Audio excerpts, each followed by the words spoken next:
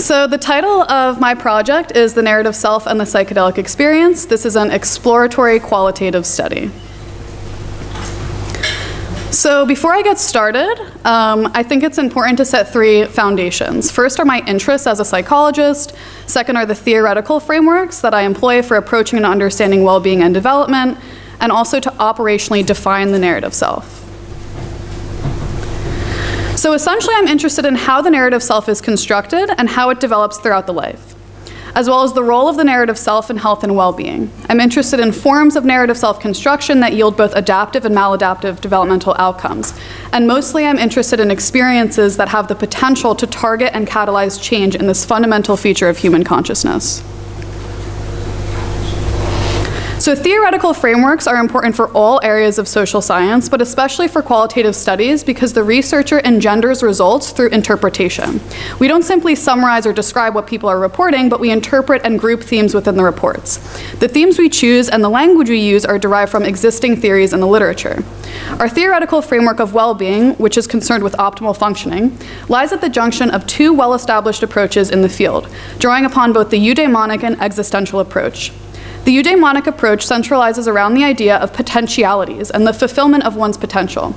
In order to be truly functioning optimally, he or she must know oneself and one's purpose, as well as find and ascribe meaning to experience. The existentialist approach also contains many of these elements of well-being, but also includes the importance of understanding and accepting the existential parameters of human experience, instead of dreading and avoiding the circumstances of being a self with a story and meaning, and then the inevitable end of that story. Our theoretical framework for development, which is concerned with how humans psychologically and behaviorally grow over time, also lies at the junction of two well-established lifespan theories. Agent-centered approaches to development view the individual as actively involved in his or her own development, with the ability to regulate both internal resources and external circumstances to strive towards one's goals. The self-determination approach emphasizes that in order to be the active author of one's life, one must fulfill the psychological needs of competence, connection, and autonomy. When satisfied, the individual has the proper tools for psychological growth. So now we're going to generate an operational definition for our concept of interest, which is the narrative self. Self-representation refers to the brain's capacity to model the self at both minimal and narrative levels. While minimal self-awareness amounts to a form of bodily awareness or internal state modeling, the narrative self, which is the main focus of this study, is the cognitive representation or abstraction of oneself as a temporally extended agent acting in the world with an autobiography and specific character traits. It is theorized that human experience is structured in this way, firstly, to give order, consistency, and unity to experience, and secondly, to make life meaningful to the agent, ultimately generating a self-centered narrative or patterns of events occurring over time with the self as the protagonist. In the framework of human development, the narrative self and the processes that underpin its construction also function to aid in the selection of goals and the investment of motivational resources. So what I'm really interested in, again, are experiences that could potentially target and catalyze change in narrative self-construction and the effects this has on developmental trajectories. And while the narrative self is constantly being edited and updated through experience and self-reflective processing, psychedelic substances very particularly target this fundamental feature of human consciousness. This has been evidenced through research at the level of phenomenology, i.e. ego dissolution, and at the level of the brain, through the disintegration of functional networks underpinning self-referential cognition. So because these findings have been so consistent, it has been hypothesized that the transformative potential of these substances lies in their ability to alter self-consciousness at this cognitive level. The present study sought to elucidate potentially lasting changes to narrative self-construction and developmental trajectories through the investigation of written self-referential processing or retrospective reports. Okay, so let's get into the present study. So participants were recruited via the Third Wave, a psychedelic education website. After eliminating responses that did not meet inclusion criteria, 418 participants were included in the final analysis. Participants filled out demographics, multiple choice questions relating to their psychedelic use, and then 7 open-ended response questions. The response question that is the focus of this analysis was the question, how have your psychedelic experiences influenced your self-relationship? If they did not, please type they did not. So only responses that were about the narrative self and narrative self-construction processes were coded in this analysis.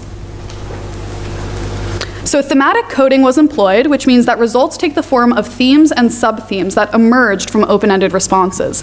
Themes represent interpretations of patterns in the data that are important and meaningful to our research question. Sub-themes represent nuanced differences within a given theme. Responses were coded by meaning unit, or a discrete phrase, sentence, or series of sentences that convey one idea or a related set of ideas. While themes could pop up more than once in a given report, frequency stats that you'll see in a couple slides for each theme and sub-theme are binary, meaning they were either coded as present or not present for that participant. After the codebook was agreed upon, inter-rater reliability, which is a numerical estimate of the degree of agreement among raters, was calculated to ensure our codebook was reliable. So here is a response from one of our participants, and here is that broken down by meaning unit, just so you can see what a meaning unit looks like, right? So we can read this together. Psychedelic experiences have increased my self-awareness. This increased self-awareness helped me navigate my decision-making, make changes, and take better care of myself. Focus my energy on what helps me grow as a result. I feel more connected to what and who I love and more capable of nurturing these elements. So here are themes and sub-themes. Here are major themes, and here are sub-themes. Sub-themes represent nuanced differences within a given major theme. So for each theme, I'll describe what that theme is and provide one example quote from a participant. We'll start off with self-insight, beginning with changes in the nature of introspection with decentering and objectivity, and then discuss the 3 kinds of self-insight described by participants. So while the narrative self is constituted by self-knowledge, the default mode of introspection is characterized by immersion, or first-person perspective, whereby the individual is the subject of experience and is identifying and attaching with thoughts and feelings. This kind of processing is influenced by subconscious motives, feeling states, and attitudes that bias the focus of attention on incomplete or incorrect aspects of the self. Decentering is a cognitive shift in perspective from within one's subjective experience onto that experience. This is also known as meta-awareness. Participants receive this theme if they reported a disidentification from internal experience, a subjective sense of objectivity when thinking about themselves, and/or reduced reactivity to thought content. So here is our example quote. They help me to have a more enhanced and in-depth experience of myself and to see myself in a new light. For instance, it feels as though the ego strips away, and I can see issues in my life without being attached to them, and helps me to peel the layers off myself to see who I am more clearly. So historically, psychedelics have been used to enhance access to suppressed or avoided information about the self. Participants in this study also report gaining access to self-knowledge that they were either avoiding or suppressing. In some cases, this was not voluntary, and so this took the form of self-confrontation. Participants reported insight into current patterns of thought and behavior, such as habits, coping mechanisms, self-dialogue, underlying motivations, and insight into the strengths and weaknesses of their personality. So any general knowledge about the self was coded with this sub-theme. So here is our example quote. I can say with certainty that I have developed with each experience a new understanding of myself in relation to others, as well as my relationship and inner dialogue with myself. I've picked up on particular psychological trends and inclinations, and over the course of a year and a half have gained profound insight. So one of the kinds of self-insights gained through the psychedelic experience was an understanding of the constructed nature of human experience and sense of self. So participants report that they developed a newfound awareness to the impermanence of selfhood, that it is constantly undergoing change and that it is not a fixed thing. Participants also report awareness into the narrative construction of experience, that their sense of self is a story that they tell themselves and others. Some reported that the voice inside of their head is not who they really are, and that there is an awareness outside or behind that voice. So here is our example quote.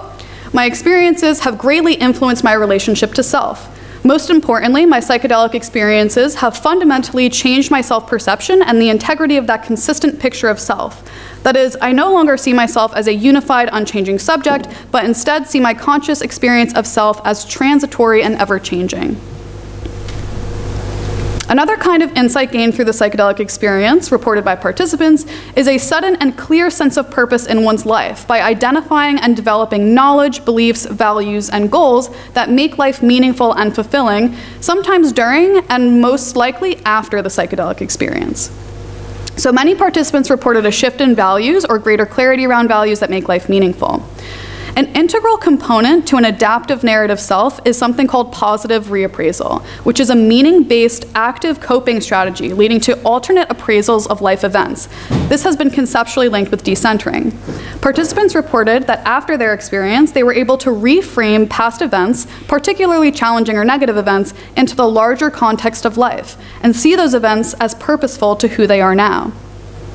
Lastly, individuals reported insight into their life direction or path, which is essentially just clarity around where they want to go in life and what they want to do. So here's just an example. After my experience, I learned a lot about what I truly value, along with what my passions are. For example, my experiences helped me a lot in deciding on my college major. So now we're going to discuss self-attitudes. So it may be helpful to think of self-esteem as changes in the actual cognitive output of a self-evaluation process, and think of self-compassion as a change in the evaluation process itself. So self-esteem reflects an individual's evaluation of his or her own self-worth, generally conceived of as a spectrum from positive to negative attitudes towards oneself. So participants reported a positive self-image, increased self-worth and self-respect, feeling more confident and more comfortable, and having higher self-appreciation. So here's our example quote. "It wasn't until the first time I really looked at myself in the mirror on LSD that I realized how beautiful I was in my own unique way. I was around 17 years old. My confidence was something I struggled with like most teenagers. LSD greatly changed the way I viewed my physical self at my most vulnerable point in life." So self-compassion was introduced as a psychological construct in 2003 by Neff, who defines self-compassion as a tripartite construct. So the first is having kindness and compassion rather than criticism and judgment. The second is viewing personal experiences as part of the human condition.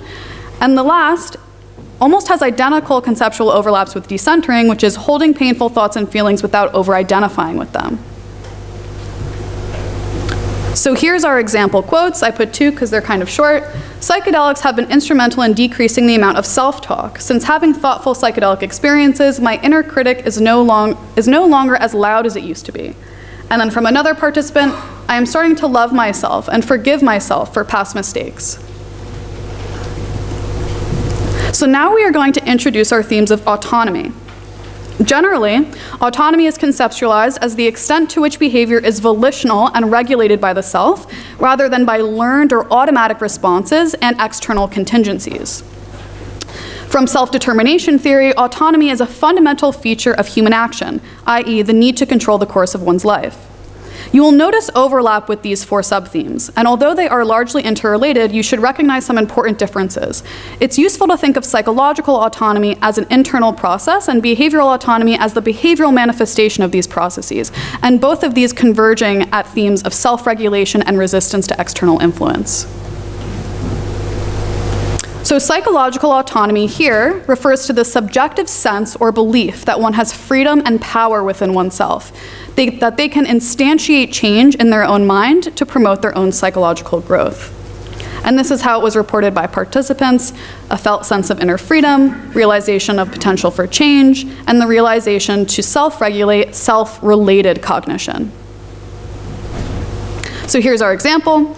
"I had several experiences that profoundly changed my self-image and gave me freedom in the way I see myself and the way I can act. I realized I can construct my self-image in the way that suits me." So self-regulation is the intentional and deliberate influence over internal states, reactions, and decision-making. Controlled self-regulation must therefore be volitionally employed by the individual, characterized by the successful connection between one's current state and one's goal state, while maladaptive self-regulation is characterized by rumination, avoidance, self-criticism, and over-identification with emotions. Reports by participants indicate that the psychedelic experience changed self-regulatory ability and quality, such that controlled and adaptive self-regulation could be employed more easily after the experience. So here's our example quote. "It helps me to know my feelings better and focus on why I am feeling that way. It is helping me a lot facing my social anxiety issues, because now I am more aware of my behaviors and I feel more in control of myself." So this code, resistance to external influence, comes to us as a dimension of the psychological construct of authenticity. Resisting external influence reflects the ability to think independently about outer influences, such that external forces do not get internalized without conscious and volitional action, and thus cannot alienate the self from deeply held values and self-conceptions. External influences include societal and cultural norms and expectations, one's upbringing, including parental conditioning and rearing strategies, as well as religious and community influences and mass media. The theme encompasses reports of how one's sense of self, beliefs, goals, and values have changed to become more true to themselves, rather than influenced by external pressures and expectations. Here's our example quote. Many of my previous beliefs have changed dramatically, especially race, ethnicity, and religious beliefs. Growing up in a Mexican and Catholic household, there were many instilled beliefs that I now consider negative have vanished from my new set of more loving and compassionate beliefs. So behavioral autonomy was reported by many participants as greater active and independent decision-making and the ability to actually implement desired change in oneself and in one's life. So only when the report contained explicit note that they implemented changes throughout their life did they receive this code. So here's our example quote.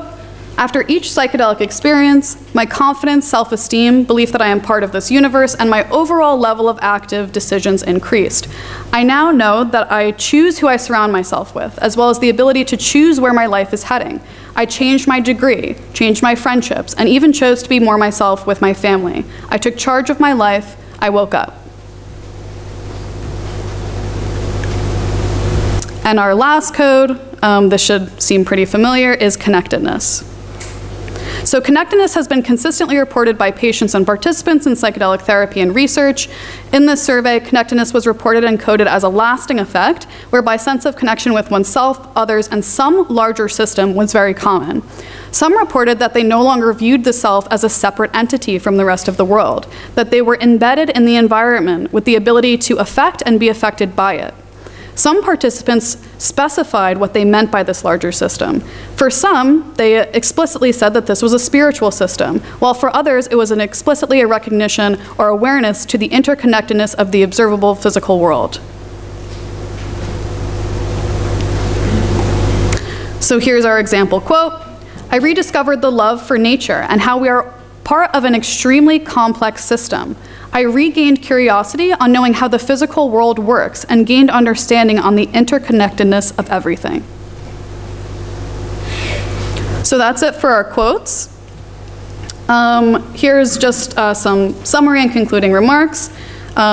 The qualitative methodology limits our ability to generalize, but our goal wasn't really to make an overarching statement about what will happen to your narrative self when you take a psychedelic, but rather to describe and interpret this sample's subjective experience of change in self-relationship. Despite our sample's positivity biases, our large sample size allows us to make inferences about how psychedelic experiences could potentially influence narrative self-construction, at least when the individuals feel the effects were positive.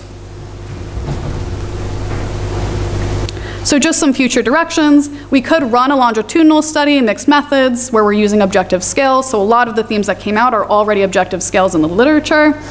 We could have investigations into negative and challenging effects of psychedelic experiences on narrative self-construction. So again, our population had this strong positivity bias, but we didn't really look into negative and challenging effects.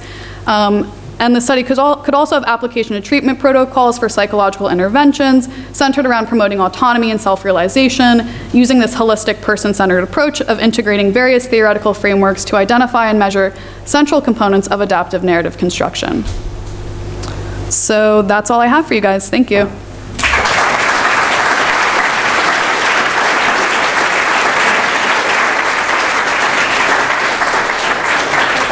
Yeah, thank you very much. Would you be willing to answer some questions? Yeah. I don't know how long I took, but was I on time?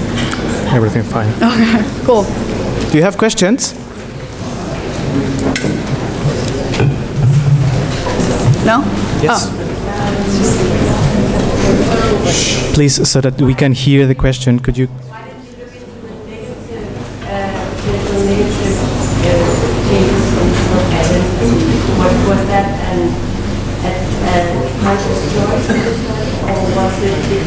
there simply wasn't any negative? There simply wasn't. Out of 418 people, it was something like 2% reported negative changes to their self-relationship.